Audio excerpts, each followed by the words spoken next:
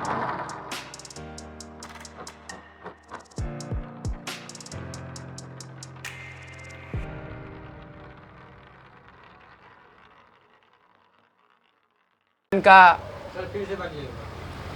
नमस्कार। आज हम लोग क्लास 11वीं जीव विज्ञान जीव जगत का वर्गीकरण के बारे में क्लास स्टार्ट कर रहे हैं। सबसे पहले हमें यह जानना ज़रूरी होगा कि वर्गीकरण किसे कहते हैं। वर्गीकरण किसे कहते हैं?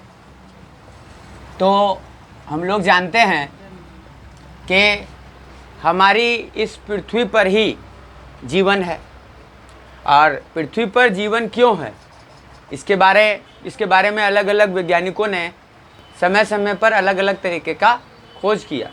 उसके बाद यह पता चला कि जीवन के लिए ज़रूरी वह सभी आवश्यक तत्व, आवश्यक पदार्थ इस पृथ्वी पर उपस्थित हैं, इसलिए यही जीवन है।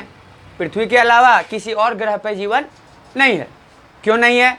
क्योंकि किसी और ग्रह पे पानी नहीं है, वातावरण नहीं है, या वो सन से या तो काफ़ी ज़्यादा पास में है इसलिए ज़्यादा गर्मी है, या सन से बहुत ज़्यादा दूर है इसलिए वो ज़्यादा ठंडी लगती है वहाँ पर। केवल पृथ्वी हमारे सन से ना इतना ज़्यादा पास में है कि ज़्यादा गर्मी लगती है, ना इतना ज़्यादा दूर है कि ज़्यादा ठंडी लगती है। तो और दूसरी बात, पृथ्वी पर पानी है और वातावरण है। वातावरण में ऑक्सीजन गैस और कार्बन डाइऑक्साइड गैस, ये दोनों पाई जाती है। इस वजह से हम कह सकते हैं कि केवल अर्थ पर ही जीवन है। तो लगभग हमारे अर्थ पर 1.2 से 1.3 मिलियन अलग अलग जीव जंतु और पौधों की जातियां अभी तक क्या है? ज्ञात है। अभी तक ज्ञात है, और आए दिन रोज नई नई जातियां जो है वो वैज्ञानिकों के द्वारा खोजी जाती है। तो किसी एक व्यक्ति के लिए पूरे संपूर्ण जीवन में सभी जातियों का अलग अलग अध्ययन कर पाना नामुमकिन है। इसलिए जितनी भी जातियां होती है उन्हें समानताएं और असमानताएं के आधार पर अलग अलग समूहों में क्या कर दिया जाता है? बांट दिया जाता है। तो समस्त जीवधारियों को समानताएं और विषमताओं के आधार पर अलग अलग समूहों में बांट देना क्या कहलाता है? वर्गीकरण कहलाता है। एक बार फिर से सुनिए, समस्त जीवधारियों को समानता और असमानता के आधार पर अलग अलग वर्गों में बांट देना क्या कहलाता है? वर्गीकरण कहलाता है। वर्गीकरण की आवश्यकता क्यों होती है? जैसे अभी हमने बात किया कि हमारे अर्थ पर 1.2 से 1.3 मिलियन जातियां अभी ज्ञात है, और रोज नई जातियां खोजी जाती है। हो सकता है कि भविष्य में जितनी जातियां अभी ज्ञात है उसकी 2 गुना या 3 गुना जातियां हो। तो क्या किसी एक व्यक्ति के लिए पूरे जीवन में अलग अलग सभी जातियों का अध्ययन कर पाना पॉसिबल होगा, सक्षम होगा? तो हमारा आंसर होगा नहीं। तो अध्ययन कैसे करेगा लोग? फिर किस तरीके से पता लगाएगा कि अलग अलग जातियों का मानव जीवन में क्या उपयोगिता है? कैसे पता चलेगा? तो उन्हें अलग अलग वर्गों में, समूहों में बांट दिया जाएगा, जिससे एक समूह में, एक वर्ग में पाए जाने वाली जो भी जातियां होगी उनमें सामान्य लक्षण क्या होंगे? समान होंगे। तो उन सामान्य लक्षणों को अध्ययन करके हम लोग यह पता पाएंगे कि उस पूरे वर्ग में जितनी भी जातियां पाई जा रही है उनमें क्या लक्षण पाए जाते हैं, जिससे अध्ययन में क्या हो? सुगमता हो। दूसरी बात, जब अध्ययन में सुगमता होगी तभी ना हम अध्ययन करके उनकी उपयोगिता के बारे में जान सकेंगे।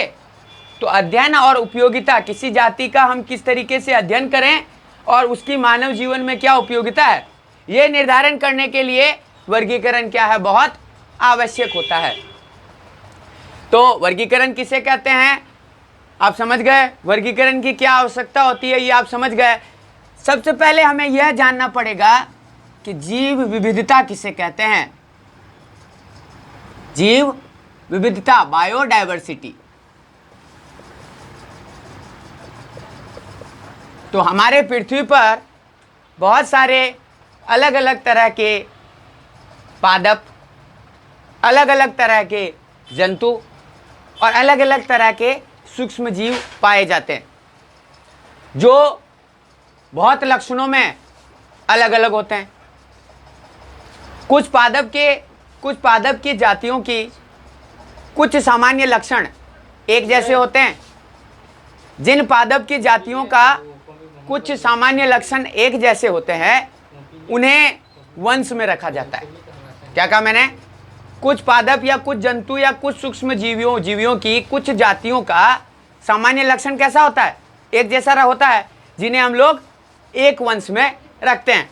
तो हमारे इस पृथ्वी पर बहुत सारे तरह तरह के, अनेक तरह के पादप, जंतु और सूक्ष्म जीव पाए जाते हैं, जिन्हें ही हम लोग क्या कहते हैं? जीव विविधता कहते हैं। विविध यानी अलग अलग तरह के जीव इस पृथ्वी पर पाए जाते हैं, जिन्हें हम लोग क्या कहते हैं? जीव विविधता कहते हैं। हमारे अर्थ की जीव विविधता बहुत ज़्यादा है। वो निर्धारित होती है अलग अलग क्षेत्र में अलग अलग तरह की जातियाँ पाई जाती है। हम लोग जानते हैं कि पर्वतीय क्षेत्र में अलग तरह की जातियाँ पाई जाती है, पठारी क्षेत्र में अलग तरह की जातियाँ पाई जाती है, मैदानी क्षेत्र में अलग जातियाँ पाई जाती है, जल के वातावरण में अलग जातियाँ पाई जाती है। तो अलग अलग वातावरण में अलग अलग तरीके की जातियाँ पाई जाती है। वो पादप, जंतु या सूक्ष्म जीव हो सकते हैं। तो किसी भी व्यक्ति के लिए अपने संपूर्ण जीवन में अलग अलग जातियों का अलग अलग अध्ययन कर पाना नामुमकिन है। एक जन्म क्या, चाहे अनेकों जन्म लग जाएंगे, फिर भी जो ये पूरी जीव विविधता हमारे पृथ्वी पर है, उनमें अलग अलग जातियों का अध्ययन कर पाना उस व्यक्ति के लिए पॉसिबल, सक्षम नहीं होगा। इसलिए उन्हें क्या किया जाता है? समानता और असमानता के आधार पे अलग अलग वर्गों में बांटा जाता है, जिसे हम लोग क्या कहते हैं? वर्गीकरण कहते हैं। तो वर्गीकरण जो प्रक्रिया है, वो प्राचीन काल से चली हुई आ रही है। आदि मानव भी अपने अपने अनुसार, अपनी अपनी उपयोगिता के अनुसार पादपों का, जंतुओं का अलग अलग तरीके से उन्होंने वर्गीकरण किया। वर्गीकरण जो प्रक्रिया है, वो हमारे पूर्वज करते हुए आ रहे हैं, लेकिन वो साइंटिफिक नहीं था, वो वैज्ञानिक तौर पर प्रमाणित नहीं था।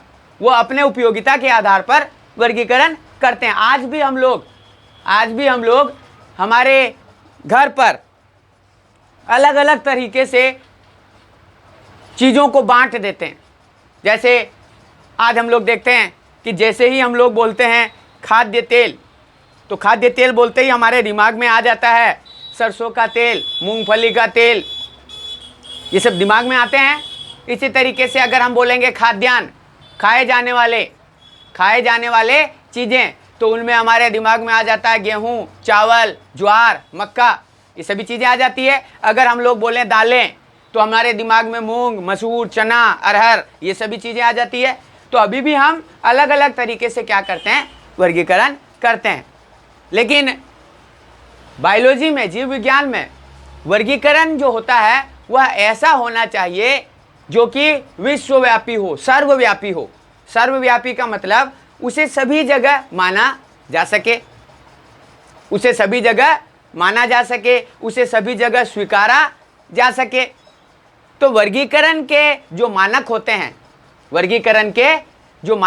हैं, जिनके आधार पर जीव विज्ञानी अलग अलग जंतु, पादपों और सूक्ष्म जीवों का वर्गीकरण करते हैं, उनमें कुछ नियम है जो कि ICBN और ICZN के द्वारा दिए गए हैं। अब ये ICBN क्या होता है? नाम से समझिए, international code for botanical nomenclature. ये कार्य करती है पादपों के वर्गीकरण पर, यानी पादपों के वर्गीकरण कैसे करें, उससे क्या संबंधित नियम है, क्या सिद्धांत हैं, किस तरीके से हम पादपों का वर्गीकरण करें, उन सभी के नियम जो हैं वो इस संस्था के द्वारा पारित किए जाते हैं। कौन सी संस्था के द्वारा? ICBN, अंतर्राष्ट्रीय कोड। अंतर्राष्ट्रीय कोड किसके लिए? फॉर बॉटनिकल नोमेनक्लेचर, यानी पादपों का नामकरण के लिए, है ना। पादप नामकरण की अंतर्राष्ट्रीय निम्नावली, नियमावली, इसे हम लोग हिंदी में कह सकते हैं, क्या कह सकते हैं? पादप नामकरण की अंतर्राष्ट्रीय नियमावली,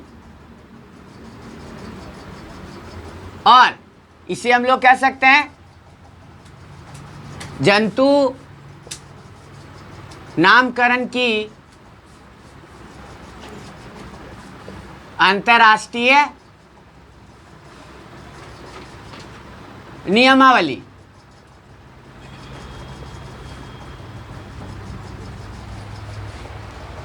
पादप नामकरण की अंतर्राष्ट्रीय नियमावली और जंतु नामकरण की अंतर्राष्ट्रीय नियमावली, यानी अगर कोई साइंटिस्ट किसी पादप का नामकरण करना चाहता है, क्योंकि बिना नामकरण किए हुए वर्गीकरण वो नहीं कर सकता, कुछ नाम तो देना पड़ेगा, तो वो नामकरण जो दिया जाएगा वो ICBN के नियम के अनुसार दिया जाएगा, और जो जंतु का नामकरण किया जाएगा वो ICZN के नियम के अनुसार दिया जाएगा।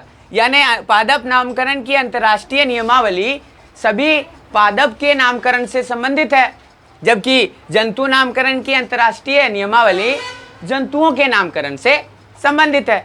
अब हम हमारे मेन टॉपिक की तरफ चलते हैं, वर्गीकरण। तो शुरू से ही अलग अलग साइंटिस्ट ने अलग अलग आधार पर जीव जंतुओं का क्या किया? वर्गीकरण किया। अलग अलग वैज्ञानिक ने अलग अलग आधार पर जंतुओं का और पादपों का और सूक्ष्मजीवियों का वर्गीकरण किया।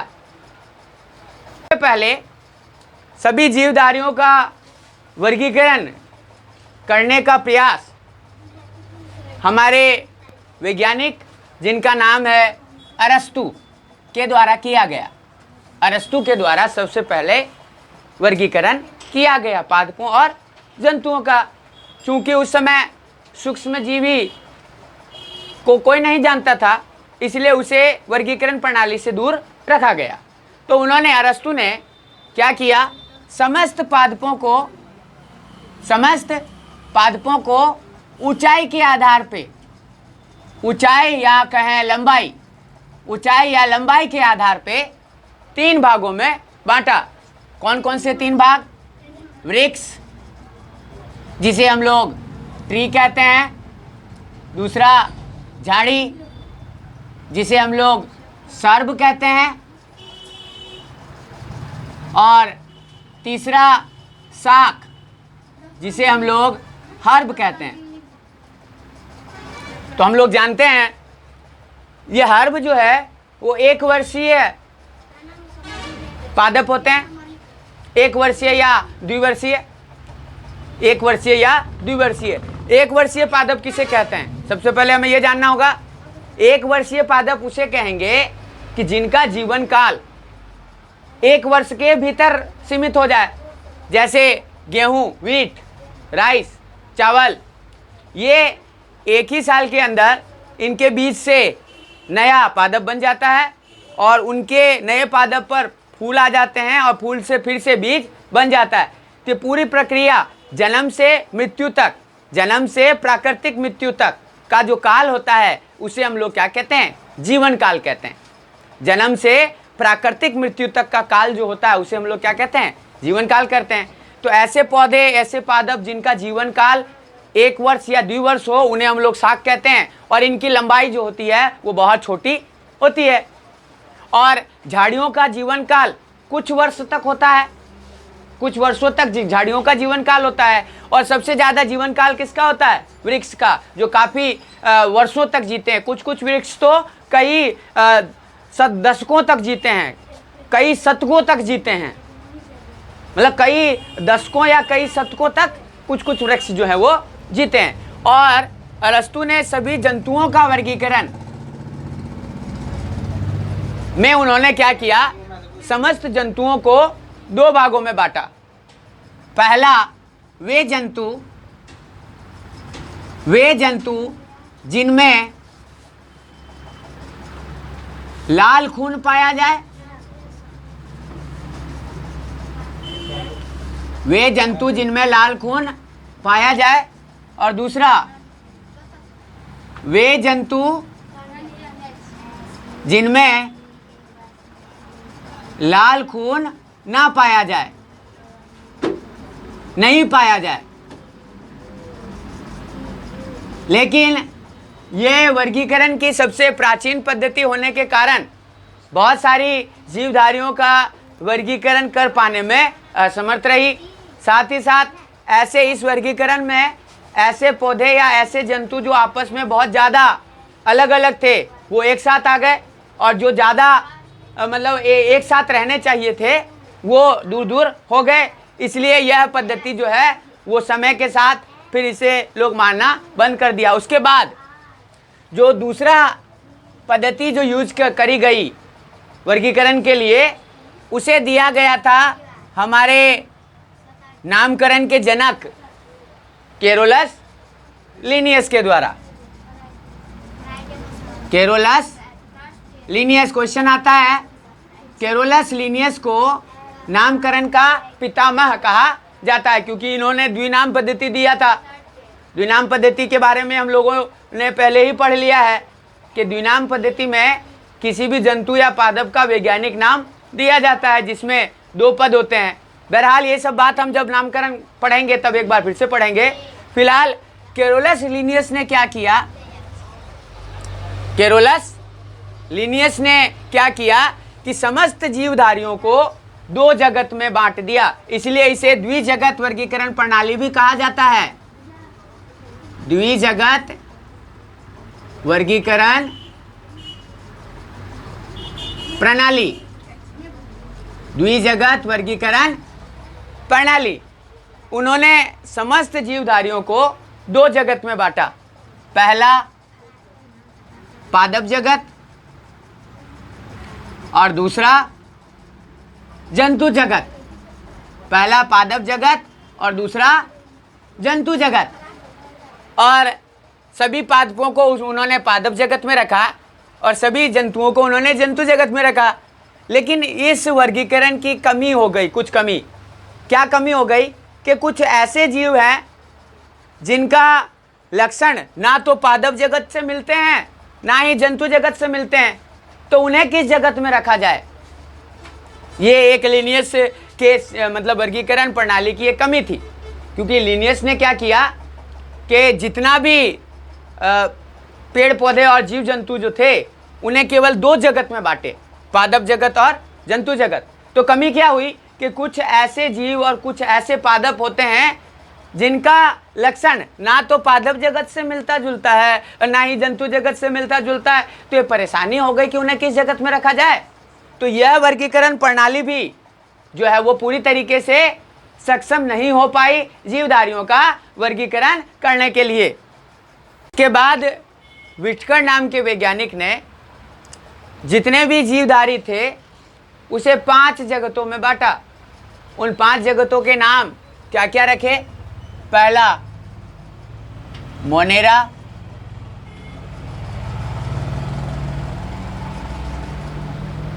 दूसरा प्रोटिस्टा,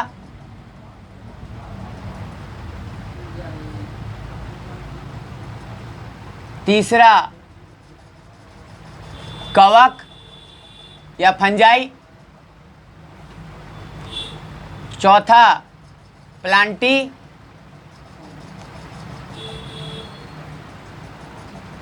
और 5वां एनिमेलिया।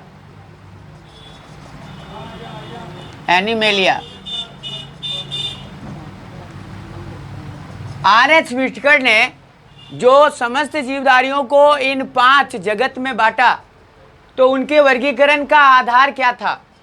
किस आधार पे उन्होंने समस्त जीवधारियों को इन 5 जगत में बांटा? तो वर्गीकरण का आधार, विटकर के वर्गीकरण का आधार, जिस आधार पे उन्होंने समस्त जीवधारियों को इन 5 ग्रुप में बांटा, तो वो आधार क्या क्या थे? वो आधार थे, पहला कोशिका की संख्या व प्रकृति। कोशिका की संख्या व प्रकृति। कोशिका की संख्या से मतलब क्या?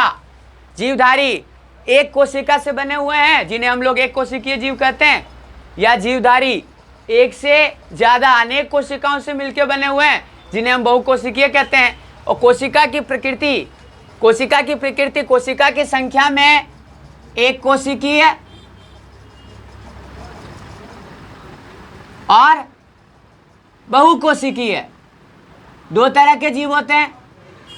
एक कोशिकीय जीव हम किन्हें कहेंगे?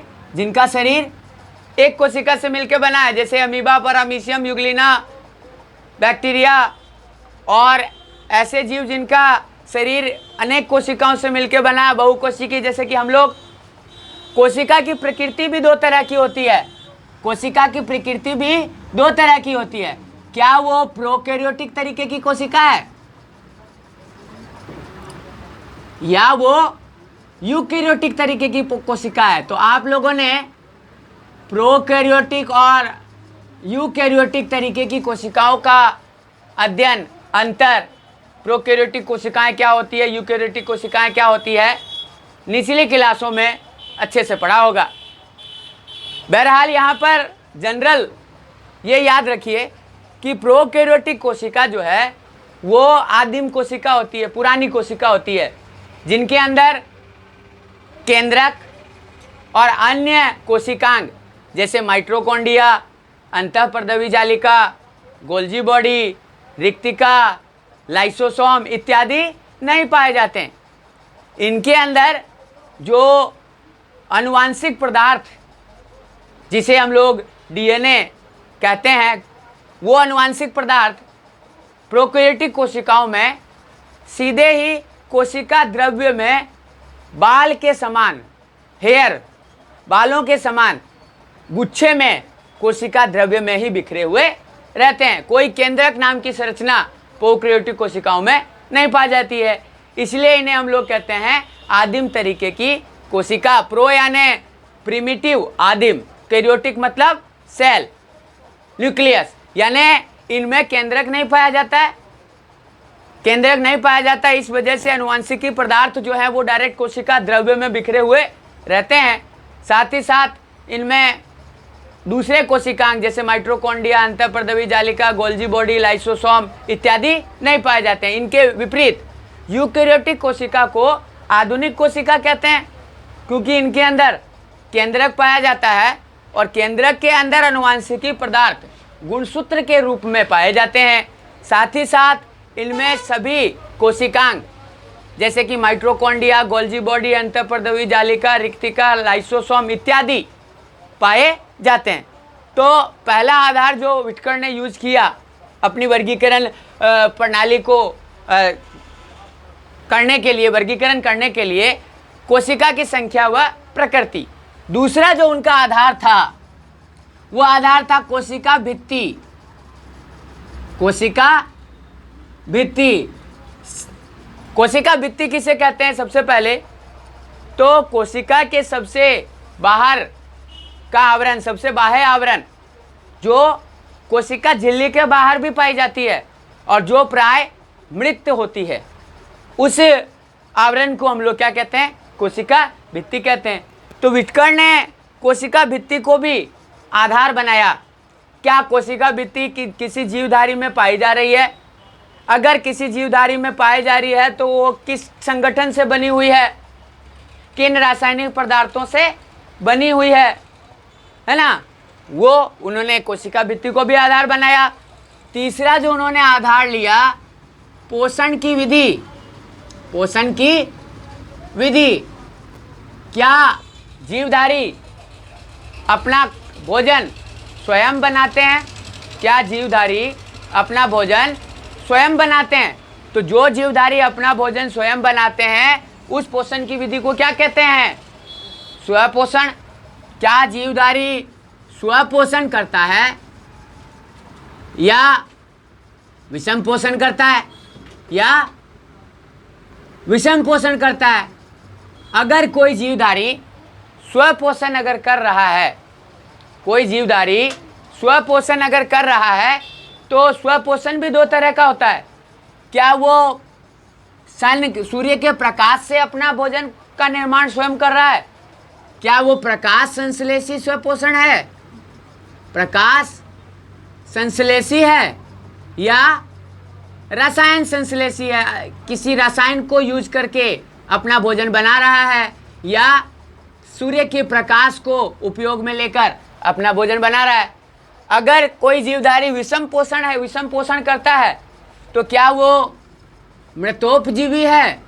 मृत व सड़े गले पदार्थों से अपना भोजन प्राप्त करता है, मृतोपजीवी है? क्या वो परजीवी है, जीवित पदार्थों से अपना भोजन प्राप्त करता है और उसे नुकसान पहुंचाता है? क्या वो सहजीवी है, जिस जीव पर वो अपना भोजन प्राप्त करता है उसे भी कुछ फायदा करता है? और क्या प्राणी सम पोषण करता है? प्राणी सम पोषण का मतलब कोई भी सजीव जो है वो अपने शरीर के अंदर ठोस या द्रव्य पदार्थ को अपने शरीर के अंदर विभिन्न एंजाइमों की सहायता से, पाचक रसों की सहायता से उसे पचाता है अपने शरीर के अंदर, तब हम उसे कहते हैं प्राणी संपोषण। तो जो वर्गीकरण का आधार विटकर ने लिया वो पोषण की विधि लिया। पोषण की विधि में क्या कोई जीव स्वपोषण करता है या विषम पोषण करता है? स्वपोषण भी करता है तो किस तरीके से करता है? क्या वो सूर्य के प्रकाश को उपयोग में लेके अपना खाना बनाता है, या रसायन को उपयोग में लेके अपना भोजन करता है? या वो अगर विषम पोषी है तो क्या वो मृतोपजीवी पोषण करता है, सहजीवी पोषण करता है, या परजीवी पोषण करता है, या प्राणी संपोषण करता है? अब जो चौथा आधार जो लिया गया विटकर ने अपने वर्गीकरण में, वो आधार लिया जनन की विधि। जनन की विधि। क्या कोई जिस जीव की हम लोग बात कर रहे हैं वो कायिक जनन कर रहा है, या वो लैंगिक जनन कर रहा है, या जीवधारी अलैंगिक जनन कर रहा है? अलैंगिक जनन कर रहा है। इस आधार पर भी उन्हें अलग अलग ग्रुपों में, उन्होंने अलग अलग समूहों में, यानी 5 जगत में उन्होंने बांटा। अलग अलग जगत में अलग अलग तरह से जो है वो जनन की प्रक्रिया होती है। अब 5वां जो उन्होंने रखा वर्गीकरण का आधार, वो आधार था केंद्रक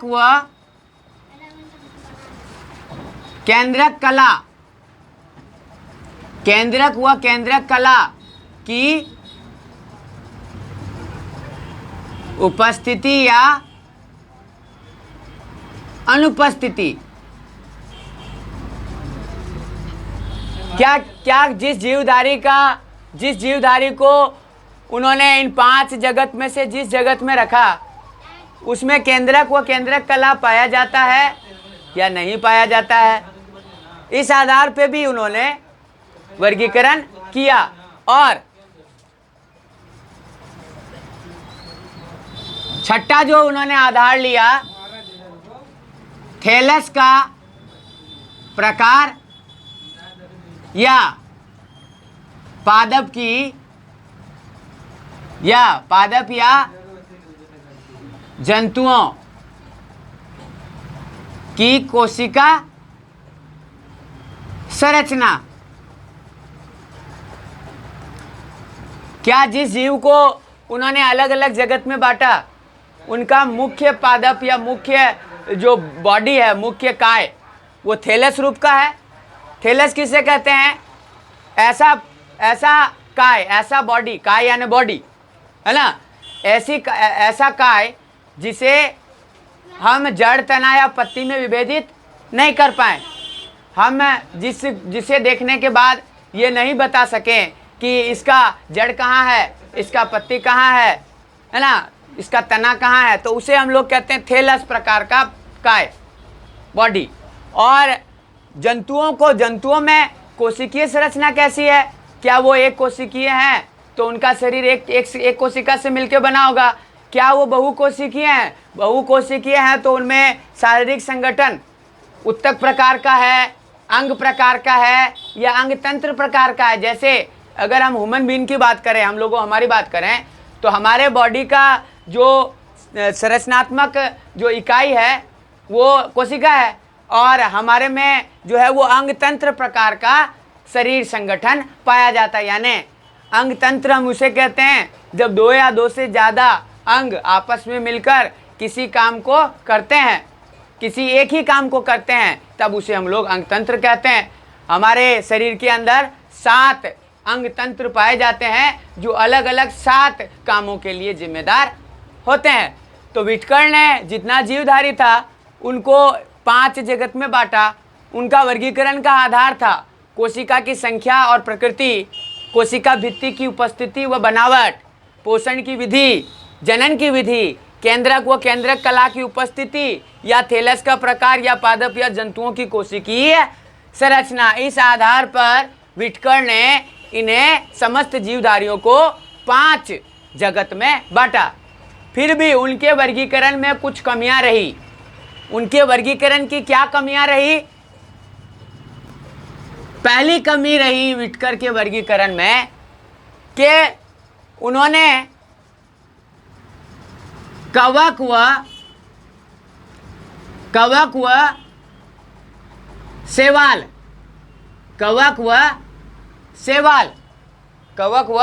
शैवाल में अंतर नहीं बता पाए। कवक व शैवाल में अंतर नहीं बता पाए।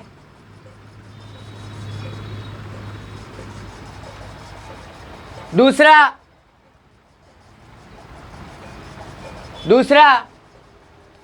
प्रोटोजोआ ग्रुप को, या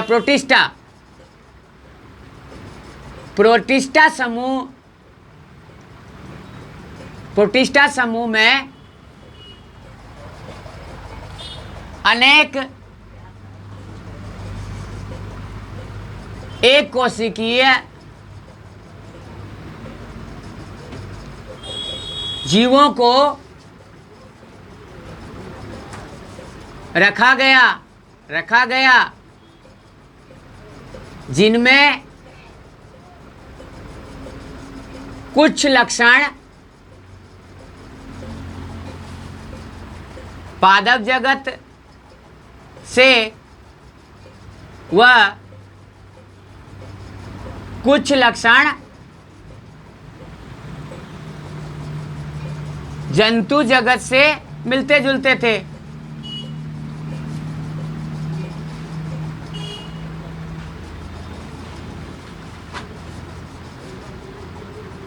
यानी उन्होंने प्रोटिस्टा ग्रुप को सही तरीके से वर्गीकृत नहीं कर पाए, क्योंकि प्रोटिस्टा ग्रुप के अंदर उन्होंने ऐसे जीवों को रखा जिनका लक्षण किससे मिलता जुलता था? पादप जगत से। तो उन्हें पादप जगत में रखना चाहिए था, फिर भी उन्होंने प्रोटिस्टा में रखा। और कुछ लक्षण जो थे, कुछ जीवों के कुछ लक्षण जंतु जगत से मिलते जुलते थे, तो उन्हें जंतु जगत में रखा गया। उसके बाद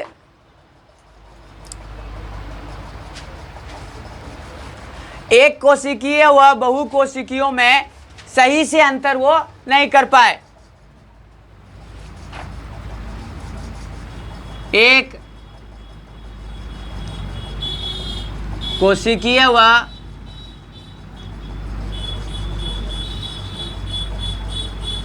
बहुकोशिकीय जीवों में अंतर नहीं कर पाए। तो ये कमियां रही व्हिटकर के वर्गीकरण में, जिन्हें बाद में अलग अलग वैज्ञानिकों के द्वारा सुधारा गया। तो बहरहाल हमें हमारी जो जीव विज्ञान की कोर्स है, सिलेबस है, उसमें व्हिटकर के 5 जगत वर्गीकरण के आधार पर ही हमें पादपों का वर्गीकरण, जंतुओं का वर्गीकरण, यानी हमें व्हिटकर के वर्गीकरण को विस्तार से पढ़ना है, जो हम अगली कक्षाओं में पढ़ेंगे। धन्यवाद।